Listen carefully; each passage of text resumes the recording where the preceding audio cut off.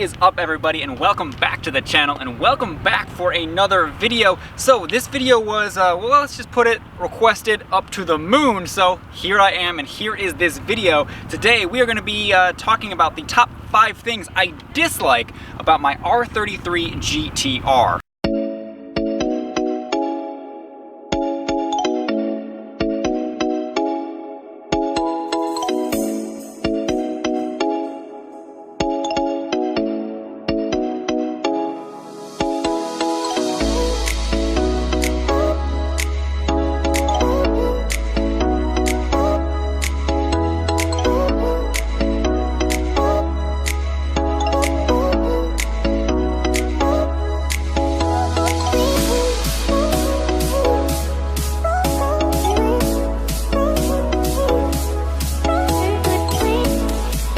As you can see, we are over here at the Fred Howard Park with these beautiful views today. I figured it'd be a little good, change of scenery for you guys to enjoy, a nice background here in Florida. So I think without further ado, let's get on with the list. These views really just kind of never get old, but neither does this one. So first off and foremost, I want to put a little disclaimer, and that these are things that are not necessarily major things, but little things that, well, aren't perfect with the R33 platform itself, comparatively to my R32, because as most of you guys know, I had an R32, I switched to an R33. Most people are like, why the hell did you do that?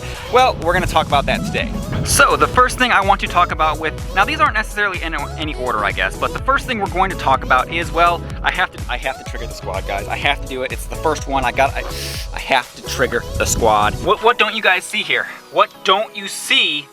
That's right, there's still no cup holders. We've had like years of innovation here, guys. Still no cup holders, have nowhere to put my drink. I know they do make inserts, so that's a problem that's easily fixed, but I had to trigger the squad. There's no cup holders. Now, the next thing I want to talk about, we'll keep on with the interior. Now, during this whole video, I am getting just swarmed with these bugs. I don't know, can you guys see these bugs? Like, they are just everywhere. I'm getting swarmed by bugs. So for the next thing, we will stick with the interior. I'm gonna take you guys around to the other side here.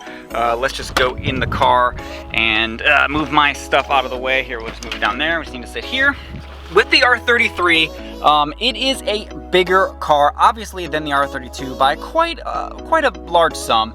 Now, the weight and stuff, that's, here nor there, but with the R33 being a bigger car, it does have its downsides to, I guess, your driving position, as well as, I guess, just the overall, obviously, driving experience of the car. So when you're sitting in this seat, now personally, I'm pretty short. I'm about 5'8". These seats here do not have any sort of adjustment on them in terms of the up and down motion. Obviously, you can go back and forth and all that good stuff. And they are very comfortable seats. I love these GTR seats, but since they don't go up and down, it can be somewhat difficult times for a shorter person like me to, well, this is almost embarrassing to say, but, well, see over the steering wheel. I'm not saying I have a hard time seeing over the steering wheel, but if I had an option, I would raise the seat like 1 inch, and honestly, that would kind of just solve all of those problems. And I don't really want to be one of those guys that like sits on a pillow, because that's kind of, that's weird, right? To go along with the whole driving position here, when you are looking out the car here, I'll do my best to kind of impersonate. This is kind of what I see. You see a lot more of the hood. Now, that's not necessarily a terrible thing, but it is something I do kind of dislike about this car versus the R32, is you just kind of do see a lot of hood out in front of you, because I honestly think the hood is just a bigger hood. It's a longer hood. So you get that more, I would say this car feels more like a muscle car, more than it does a light Japanese sports car. You do get a lot of muscle car vibes just sitting in this car, not necessarily driving it, because it handles it very well. Do not get me wrong. This car handles great. A lot better than most people, I think they do, but you do kind of see a lot of the hood, which if I had to change, obviously with the R32, you barely saw any of the hood, and the driving position in the R32 was definitely, I would say, more of a driver-focused thing. The R32 definitely fit me personally quite a bit better than this bigger car here in the R33. All right, so the doors also are pretty big. Let me zoom out so you can get the whole door. The doors are pretty big on the R33. Now, honestly, I had a sedan R32, so I can't really compare the door sizes to the R32 GTR because I had a sedan. So the sedan doors were much smaller than these, but with a car like this, you expect the doors to kind of be big and clunky, and that's not a surprise. I'm not gonna knock the R33 for that at all.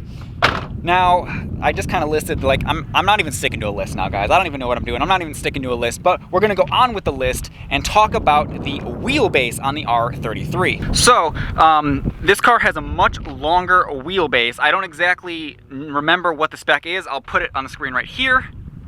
So that is the wheelbase compared to the R32 wheelbase, which I will put right here. The turning radius on this car is terrible. It is a terrible turning radius.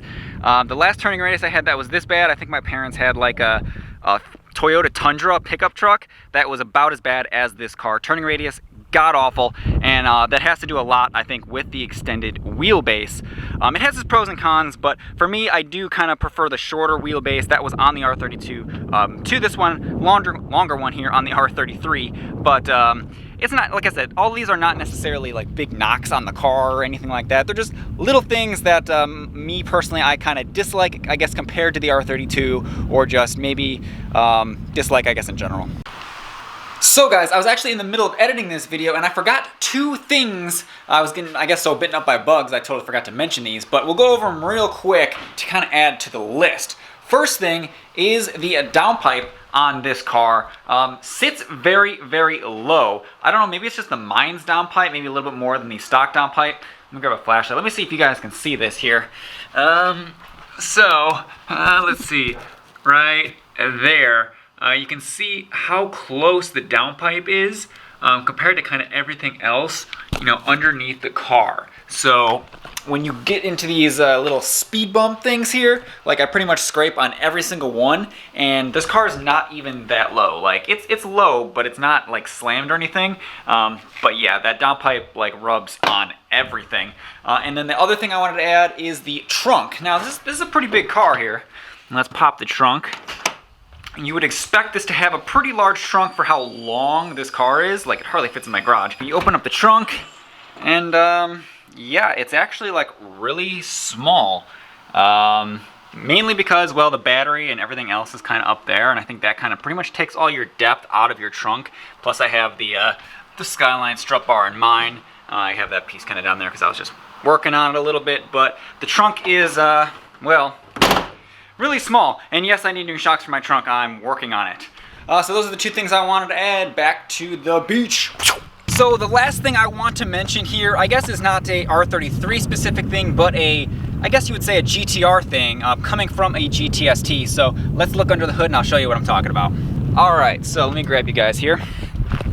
Now, under the hood, obviously, we have the RB26, which I'm going to make a video in itself comparing what it was like to have an RB20 to this RB26, because I know a lot of people are going to kind of ask that, and because they're looking between the GTSTs and, you know, GTRs. So I will make a video going over that kind of stuff. But the one thing that I hate about under the hood here is everything is so hard to get to. Not everything, but the oil filter in particular. I don't even know if you guys can even see it. Let's see here. The oil filter, I can't even find it. It's basically under there, making it nearly impossible for you to change your freaking oil because it is such in a weird spot. That's why the oil relocation kits are so popular for this car, is because I have smaller hands. I mean, I have pretty lanky fingers and everything like that, but I cannot get to that freaking oil filter to save my life. As well as stuff to do with the turbos. If you need to service the turbos at all, well, you gotta kind of take everything apart. I've had these intakes off and stuff before, and you still barely even see all the turbos underneath here. So there's a few things on the RB26, like I said, that are definitely a pain in the butt to get to, just because there's not a lot of room to work with. There's a lot of moving parts on this engine, you know, with the 3 individual throttle bodies and all that stuff. There's just so many wires and everything else for so many different systems. You really kind of have to know what you're looking at with these cars to properly, I guess, service them, maintain them, work on them, whatever else. So there you guys have it, the kind of top 5 things. I don't even know how many things I listed. I didn't really stick to a list, so that's my bad. But basically, the things that aren't so great about the R33 compared to the R32, or just in general about this car. But overall, it is a good car. Do not get me wrong. I am enjoying owning this so far. I can make a top 5 things I love about this car. Those videos don't seem to be as popular for whatever reason, but if you guys want me to make a video of all the awesome things about the car, I will be glad to do that. But that is going to pretty much do it for this video, guys. I hope you enjoyed it. If you did, don't forget to give this video a thumbs up. If you guys are new, hit that subscribe button, subscribe to the channel for more Skyline content and car content in general. I appreciate all that as well. That's gonna do it for now, guys. Thank you for watching as usual, and we will catch you all on the next video. Peace.